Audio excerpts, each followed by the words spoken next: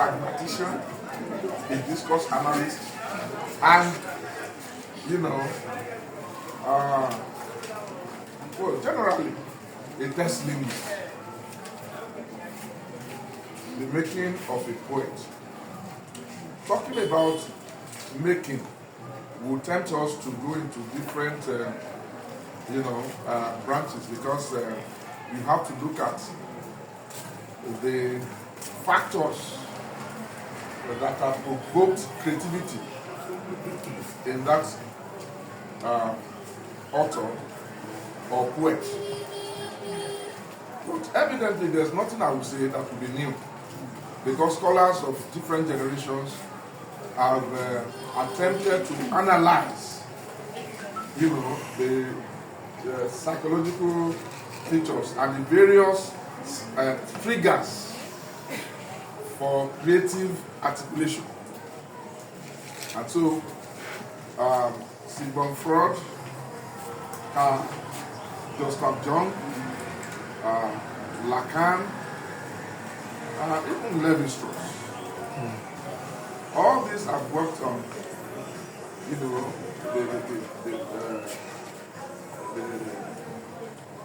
the causes of creativity.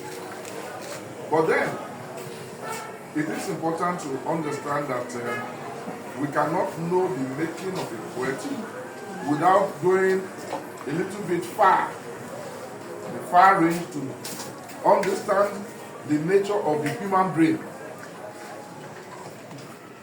The human brain has different, sections to it. And there is the region of the brain, that is regarded as the main, heart for creativity. Creativity does not have to come in terms of verbal articulation. It can be plastic.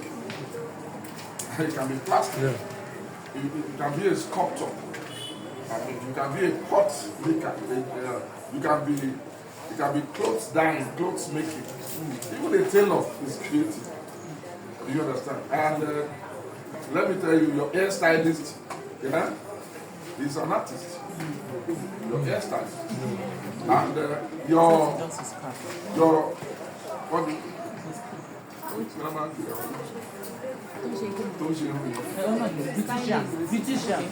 no, there's a name that we ordinarily call hairdresser. When you put your head under the heat, what do they call it? Dryer. And then your natural hair is denatured. That's right. And then, thereby colonizing your indigenous asset, which is your natural hair. And then you are colonized. You know what it means. In 1987, I wrote a poem in this department in celebration of one of my classmates then, who was doing a birthday. I said, today, I said, today is your birthday, okay? I'm going to write a poem for you. I didn't tell her anyway. I presented it, even in class, and I read it. I know she didn't like some aspect.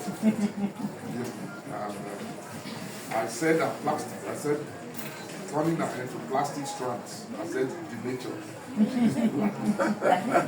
So it's part of creativity.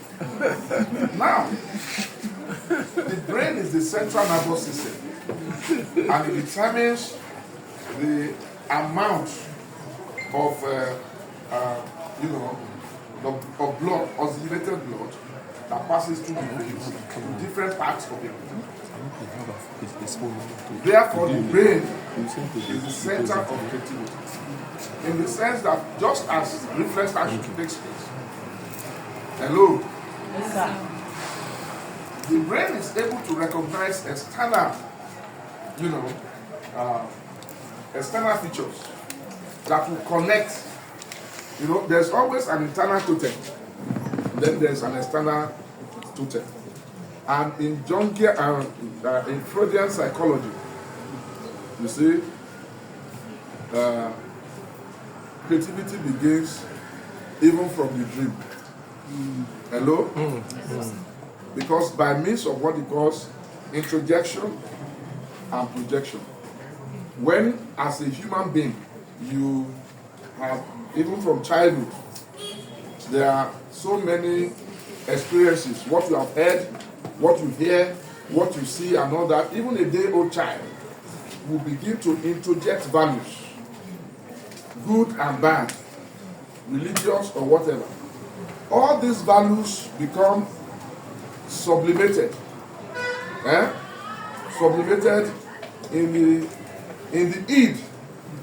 We call it id. Id. That is the id complex of the writer. So for the making of a poet, for a poet, the poet is usually, a kind of community consciousness, cultural consciousness, social consciousness, psychological consciousness, all the things that he or she had introjected as values in him or her are repressed. So creativity comes, therefore, the human psyche is divided into three by Freud. The first one, the lower one which I mentioned, is the id complex. The middle one is the ego, or we call it ego complex. And the higher one is the what? If you know it now, is the super ego. Yes. Is the super ego. So when the id complex attempts, the id complex is always attempting to erupt to the surface, but the ego level will attempt to repress it. And so when, for example, you want to write, and then it wants you to present maybe a man beating his wife. Something will tell you that's the ego level. You have 10 deeper life, you can't write such a thing. Or you want to present a lady sleeping with a dog. Something will tell you, no, you can't do it, it's a taboo. You understand me? So all these things, you find that constant, traffic of ideas between the ego and the id complex. But once the ego complex attempts to erupt, attempts to fail, the id complex will erupt, leading to creativity. So by the time you are asleep, sleeping, everything within you is at rest. Your brain is at rest. And so there will be a reversal whereby the id complex will come to the surface, and then the ego conscious level and the super ego will become repressed. That is the point of creativity. So a writer who therefore in the daytime begins to write, or in the nighttime begins to write poetry, is undergoing what we call daydream. Day what? Daydream. It's daydream. There's the night dream, there's the daydream. Because everything that has been sublimated as experience from childhood will come to the surface. So if your father was beating your mother, definitely you repress it, but it will erupt to the surface.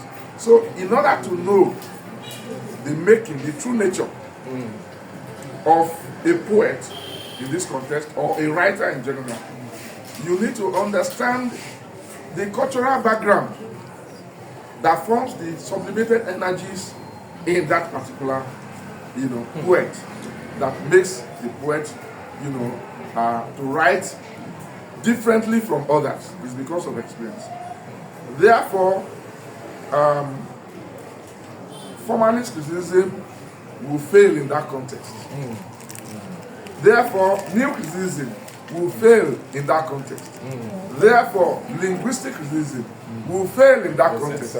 Tell me what will endure. That is psychoanalysis. Yes. That is sociological criticism. That is moral criticism. Okay? All those things will enable us to understand the hermeneutics of the text. So when you are talking about the making of a poet, Yes, sir. the poet is a federated consciousness. The poet is a community consciousness. The poet is a cultural consciousness. It's a psychological consciousness. The poet is a linguistic consciousness. Wow. So, as far as we are concerned, therefore, you cannot talk about the making of a poet in general. If you do that, that will be a failed experiment. The best thing is to isolate a unit of a writer or poet and analyze him or her, because what has been the sublimated energies in me, are different from the sublimated energies that in another writer or poet. So this brings us to what is poetry. Hello, there have been many definitions of poetry, even from the Greco-Roman classical period till now. Hello, all the theories of Aristotle, all the theories of Socrates, the Roman Socrates, Aristotle, Longinus, Plato, and the rest of them in the classical period were based on the identity and the nature of the poet, not novels, so there were no novels then. Hello? But we have drama, and the dramas were poetic drama, written in verse. They were written in verse. And so when you talk about the making of a poet, the poet is essentially a complex person. The poet is essentially a man of, contradictions. The poet is essentially a man of, obscurity. Because you're just talking a kind of language. Look at the poems written here, for example. They are not prosaic. So they belong to second, if you want to interpret them, you have to go to second order level of interpretation, in which you'll be saying different levels of phrases and clauses,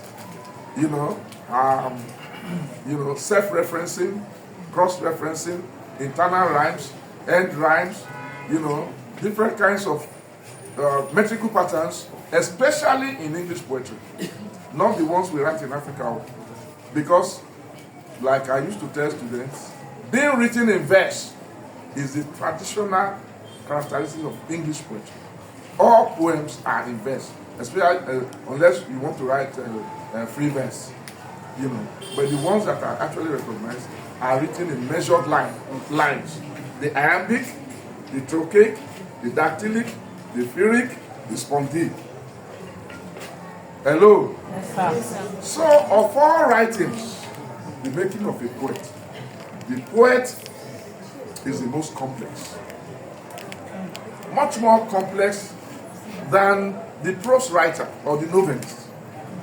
Much more complex, perhaps, than the dramatist who is a prosaic, dramatist or playwright. But many of them also have poetic inclination. So, in the making of a poet, many things will inform the creative process, the level of education, the level of zeal and passion, to create, and then exposure to the identified totem. Can you say totemism? Exactly. It may appear demonic, but in the history of knowledge, it has never been denied that every poet responds to the consciousness of a totem, which is otherwise called as the muse. I know you know what they call the muse. Hello? And so it was late in the 18th century when John Keats was at the backyard of a cousin, And then sing a nightingale. Can you say nightingale? Nightingale. Yeah, nightingale. Singing. The nightingale is a singing bird. It says, "Oh, my heart aches. I'm a drowsy, numbness pains my sense. Oh, I'm done. 3 minutes past, the little ones are sung. This not through the envy of thy happy lot, but being too happy in thy happiness, that thou light wind dry out of the trees in some melodious spot with beating grain." You know? Wow. You know? So, and what is it? So, and on and on and on and on and on like that. He said, "Fade far away, for I'll be with thee, away with thee in the forest deep." So, that kind of imagination, that kind of transcendence, that kind of poetry, romantic poetry, is an attempt to break from the barrier of his physical ailment. He was suffering from what at that time they used to call consumption. But the modern medical terminology for it is cancer. Hello? Yes, he was suffering from cancer. So, but hearing the song of the nightingale, you know, it provoked certain kind of poetic consciousness in him. And he began to versify, to write, and then traveling out of his body, breaking out of the physical body, following the nightingale to the forest. You understand me? Now he begins to write in such a way that he's saying that he's traveling with the nightingale. That's a free bird. A bird that is never, limited like the humans. But is free. The bird that is free. So that kind of poem is a poem of transcendence. It's metaphysical. It's psychological. So when you're talking about the making of a poet, Samuel Taylor Coleridge. Oh yes, Samuel Taylor Coleridge, all these people. Coleridge believe in what we call exemplastic brain. What do I call it? Exemplastic brain. Yeah, that, at the age of 9, he used to visit the waterfalls, to listen to the sound of the humming streams and waterfalls. Exposed to vegetation, to nature, he felt the smell of nature. Such a poet is, in our own context, Niyo Shundari. Yes. Hello? Yes, sir. Those are the ingenious poets. So don't let me say I've written a poem where those people are. I'm telling you. Those are the ingenious poets. Original. I remember in the 80s. Hello? In the 80s. In the 80s. Yes, my first this thing was in 1985. And I've never left here. Rosemary or should I go to the botanical garden to have the feeling of nature, to hear the sounds of the insects, of the birds, and the smell of nature, the smell of flora and fauna. Thereby forming his 40 years ago. His creative personality. That's the making of himself as a poet. And then you also know, I said, the poet is a federated consciousness, the community consciousness, the cultural consciousness. I grew up in Professor Niyo Shundare's hometown, Ikere. So, since he used to write about Orole rocks, about Dolosuta rocks, if he told a lie, I would know. Meet me at Okeruku, where you have the red hat. I know the place. That's right. You understand me? So, you can see that the poet now, even though a professor, a linguist, a literary theorist, responded to the consciousness of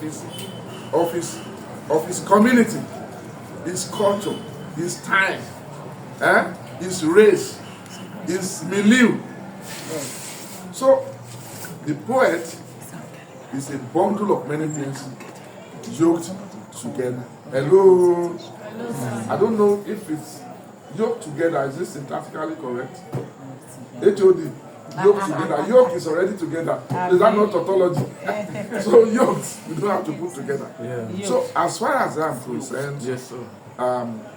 for me to round off, Yes, sir. let me tell you this evening, I want to thank and congratulate the organizers of this encounter, because they are trying to rehash the golden poetic history of this department. I was telling you, we had Okigbo in 1988. Yes, I remember. And I performed. He knew he was there. I performed. We called it. The title I gave it then was the season of the show. The season of the show. You know, the season of the show. Part of the poem that I created, Reliving the the Doto then. And they're published. Yes, sir. They were published. Yes.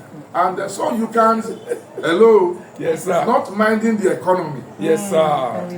And it is a plus that is in the time of, Professor M.T. Lamidi, Yes. that this is taking place. Yes, sir. Are you clapping? Let's clap for that.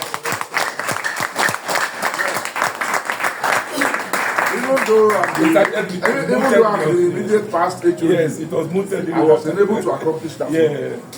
But he has started. Yes. And I believe he will end well. Yeah.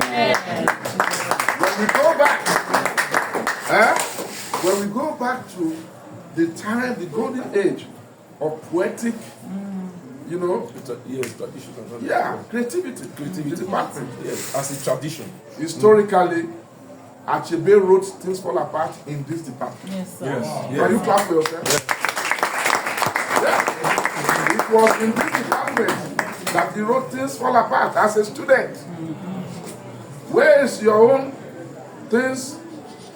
Things come together. Where is your own things come together? So you can write. Somewhere. Look, hello. Hello, sir. You see, let me tell you, this is the greatest department Yes, sir. in Africa south of the Sahara. Yes, sir. Soyinka finished from here, Achebe from here, JP Clark from here. Mention. Okigbo, all of them who are the frontliners in African literature from this department. So you should be proud that your generation of students is inheriting, a golden tradition. Thank you very much.